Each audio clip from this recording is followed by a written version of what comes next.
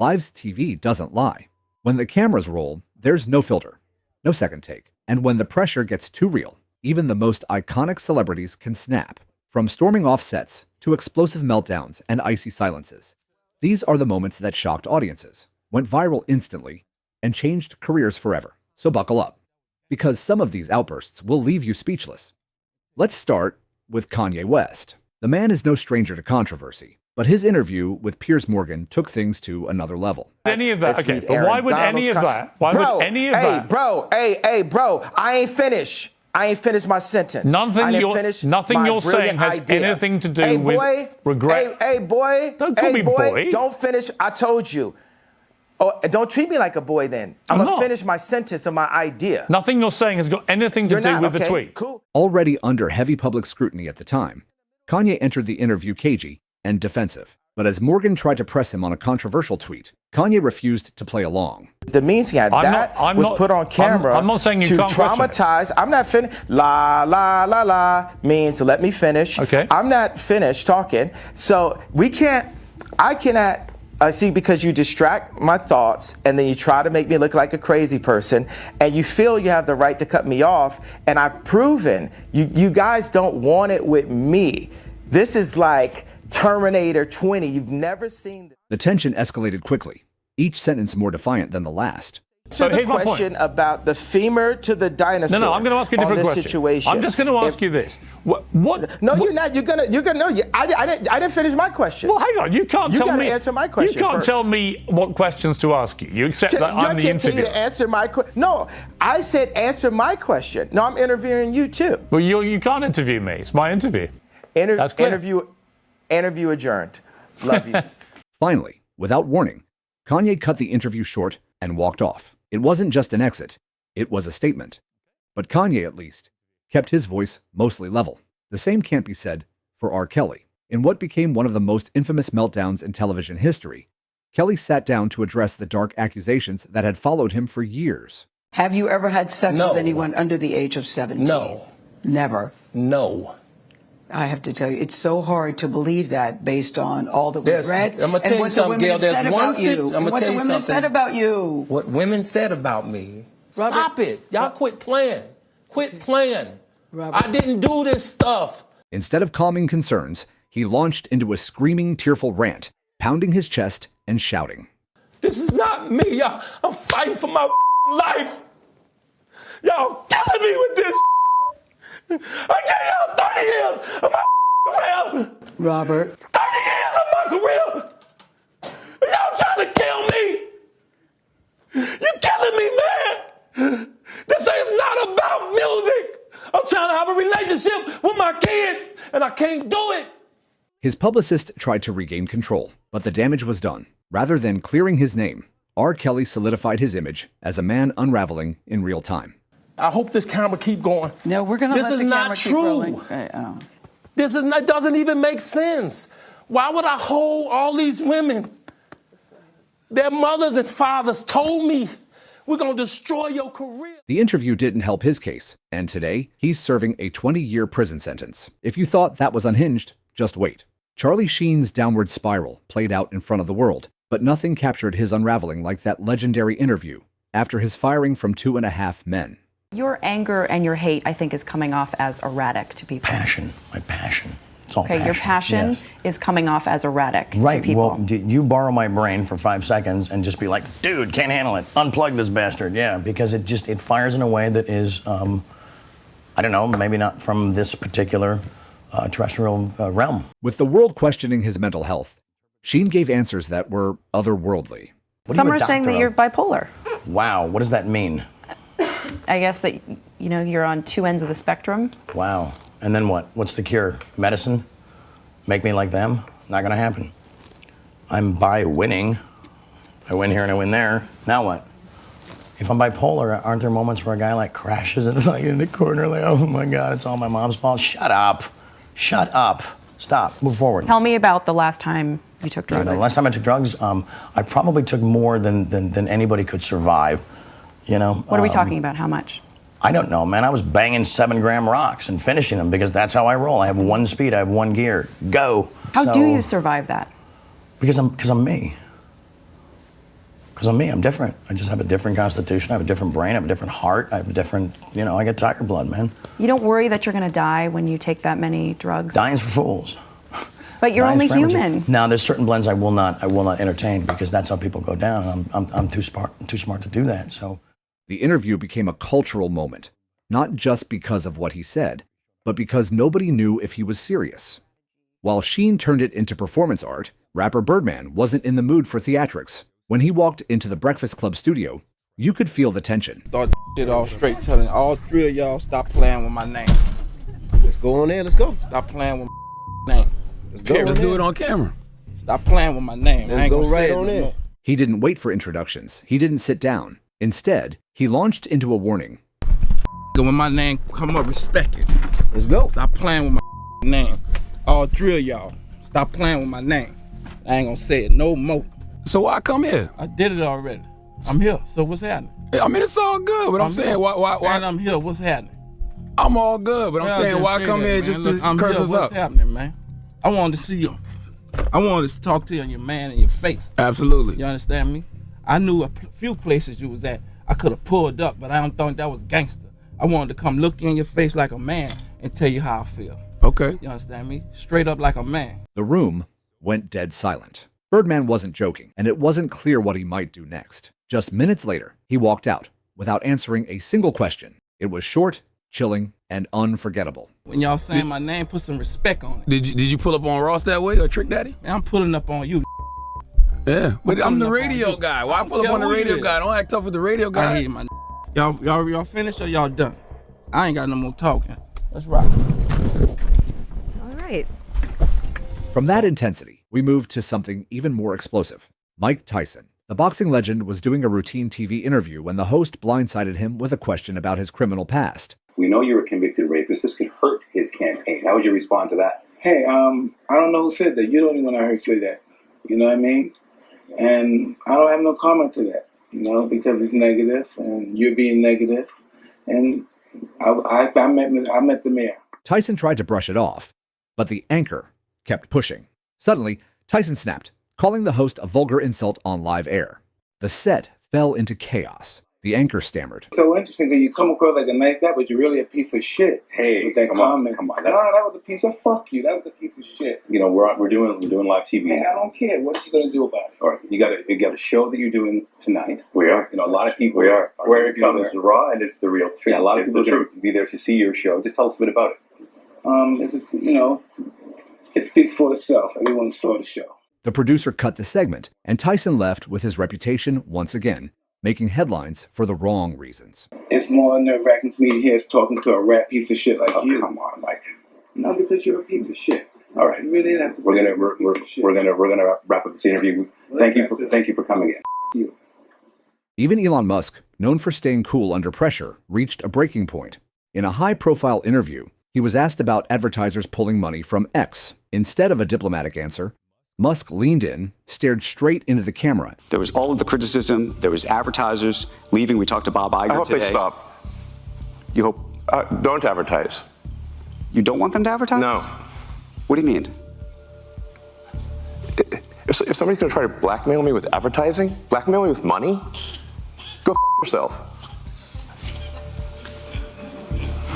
But go f*** yourself. Is that clear? He didn't care about PR optics. He didn't try to explain. He just let it rip. The moment quickly went viral, showing the world that even the world's richest man has a limit. And then there are the silent exits. The moments where words weren't needed. The Bee Gees were invited onto a talk show, only to be mocked and belittled by the host. That's it, yes, yeah. Were you working with Mickey Mouse at the time?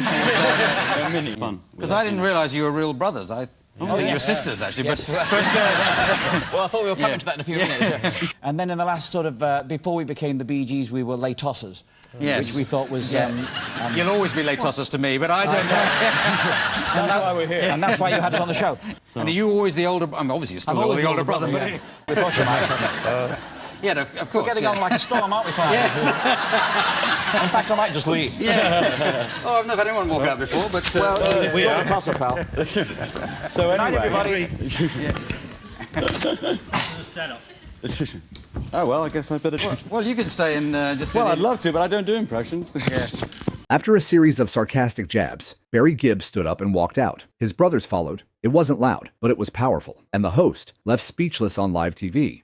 Denzel Washington took a quieter approach. During what should have been a simple promotional interview, he noticed the reporter constantly brought up his past roles. The tone shifted. His answers got shorter. His eyes narrowed.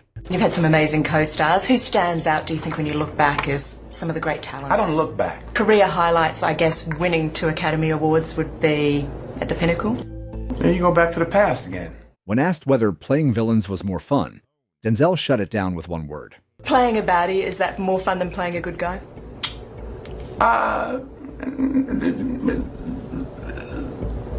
No.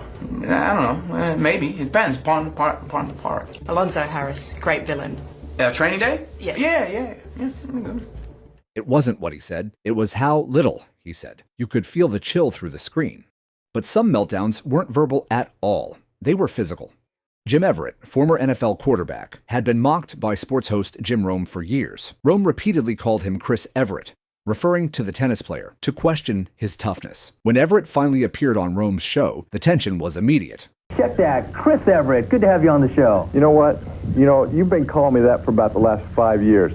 About 2 years, actually, Chris. Well, hey, you know what? Let me say one thing. If you call me Chris Everett to my face one more time... I already did it twice. If you call it one more time, we better take a station break. Well, it's a 5-minute segment. Our 5-segment show. We got a long way to go. Well, we do. We got a long... You probably won't say it again. I bet I do. Okay. Chris? One last Chris was all it took. Everett flipped the table and lunged. The show cut to commercial. It was live TV at its most raw. Joan Rivers had no patience for judgmental interviewers. When one host called her fashion sense mean, she snapped. Even with your fashion critiquing, while it's very mean in some ways, people can't wait to hear what you have to say. Really? It's not. You have some shock value to you. I mean, on the cover of your book, you're wearing a fur, and you knew that there would probably be animal rights activists. This whole interview is becoming a defensive interview. No! Are you wearing leather shoes? Yes. Shut up. I'm talking. But you did hear it in some of those press conferences. There were people who were upset, and you're just saying, no, I'm going. I really am going, because all you have done is negative. No. All you have done is negative. I haven't heard that. I make people laugh for 50 years. I am put on earth to make people laugh. My book is funny. I wear fur that was killed 15 years ago. I work for animal rights. Stop it with, and you do this, and you're mean, and you're that. You are not the one to interview a person who does humor. Sorry. Are we serious? After defending her work and legacy, Joan stood up and walked out, saying she had no interest in negative press, and she wasn't going to explain herself to someone who didn't get the joke. And that brings us to Jordan Belfort, the real Wolf of Wall Street. During an interview meant to be about redemption, the host accused him of hiding money. I've said enough about this. Let's move on. Let me ask you this one thing. Let's move on, okay? Honestly, I'm ready. I'm not going to get attacked here. You're here, so I'm done with this. Next. Is that an attempt to hide your income? Next question. I think the peanut gallery is going to start chiming really quickly. We've been audited. I think you can air what you want here out of this interview. It's done. Oh my God. You got a lot of nerve, boy. I'll tell you. Honestly, really. Honestly. Why really, can't I that ask is just these honestly, questions? and I was told this was a friendly, nice interview, and that's no one has ever treated me as disrespectfully as you have. Really. There was no yelling, just pure contempt. That kind of quiet fury can be even more chilling. Chris Brown didn't yell either. Not during the interview, at least. When repeatedly asked about his past with Rihanna, he kept redirecting to his new album. What's going on now is that recently the restraining order against you that Rihanna had issued has been relaxed. Have you all? You can go to events and be in the same room. Have you all seen each other? Been around each other? I mean, not really. I mean, it's not really a big deal to me now as far as that situation. I think I'm past that in my life, and I think today is the album day, so that's what I'm focused on. So everybody go get that album. Yeah, but you can understand how some people, what that was very serious. What you went through and what happened and even the judge though afterwards said that you had served your time as far as the community service and that and moving on. But have you been able to? How have you been able to? I've been focusing on this album. I think this album is what I want people to hear and want people to really get into. So definitely this album is what I want them to talk about, and not the stuff that happened 2 years ago. I understand that. But behind the scenes, the story was different. But after this performance, he grew angry and stormed backstage with his team. At one point, a cooler was thrown, and this window was broken in his dressing room. At that point, he left the building with his shirt off. Sometimes the real breakdown happens off camera. Samuel L. Jackson had his moment too. A news anchor mistakenly asked him about a commercial that starred Lawrence Fishburne. Jackson didn't let it slide. Super Bowl commercial. Did you get a lot of reaction to that Super Bowl commercial? What Super Bowl commercial? Oh, you know what? I've been my mistake. You know what? See, you're as crazy as the people on Twitter. Right. I'm not Lawrence Fishburne. That's my fault. I know that. That was my fault. My mistake. You know what? We don't all look alike. Flavia, you're exactly we may be right. all black and famous. You but are we all don't look guilty. alike. I am guilty. Next question. Quentin Tarantino doesn't do subtle. When a reporter questioned the violence in his films, Tarantino exploded. Why the need for so much gruesome, graphic violence? Why not let us imagine Because a little it's so of it? much fun, Jan. Really? Get it? Oh, really? Okay, I'd like to see you walk down the street and get attacked by some kids who've just seen your movie. But you saw, but see, Jan, you're all messed up because you're talking about real life. Oh, and I'm I see. talking And kids about at the 12, movies. You got to kids get at it straight. 12. Now, if you want to talk about the movies, we'll talk about the movies. Okay, and If you kids want to at talk 12 about real can life, tell we'll the talk about real difference. life. The interviewer tried to steer the conversation back to moral ground, but Tarantino wasn't having it. Having a love to great talk time, to you. making a terrific movie that people are having fun seeing. Maybe not you, but you know what, Jan? I don't think I made it for you. It was raw, uncomfortable, and absolutely Tarantino. Mel Gibson, on the other hand, tried to keep calm until he didn't. Do you think that the public will perceive you any differently after all that's been in the news about you? What are you referring to specifically? Referring to the drinking problems, referring to what's been called the anti-Semitic rant, referring all those things. You know what I'm talking about. Okay, so that's almost 4 years ago, dude. I mean, I've moved on. I guess you haven't.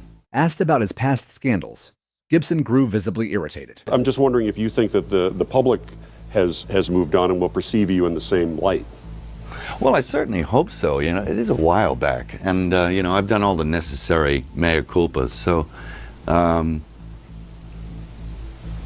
let's move on, dude. Come on. He stared down the reporter, gave short, clipped answers, and finally muttered a not-so-subtle insult as the segment wrapped. Edge of Darkness opens today. It's good to see you back in the saddle and doing what you do best. Thanks a lot for joining us, Mel. Take care. Bye-bye. It was a reminder that even apologies don't erase tension. And then there's Jennifer Lawrence. At the Golden Globes, a reporter asked her a question while reading from his phone. She wasn't amused. How do you see yourself for the Oscars? You can't live your whole life behind your phone, bro. Huh? You're just not gonna. We can't do that. You gotta live in the now. Sorry. You know? She snapped. And when he tried again, she cut him off once more. And how was We're at the working? Golden Globes. If you put your phone down, you'd know that. Some viewers loved it. Others called it rude. Either way, she made headlines. These moments aren't just viral clips. They're raw, unscripted glimpses into the pressure cooker of celebrity life. So the next time you watch a calm, polished interview, remember, it only takes one question to turn everything upside down. Which of these meltdowns shocked you the most? Let us know in the comments. And don't forget to like and subscribe for more unfiltered Hollywood moments. Because in the world of live TV, anything can happen, and it usually does.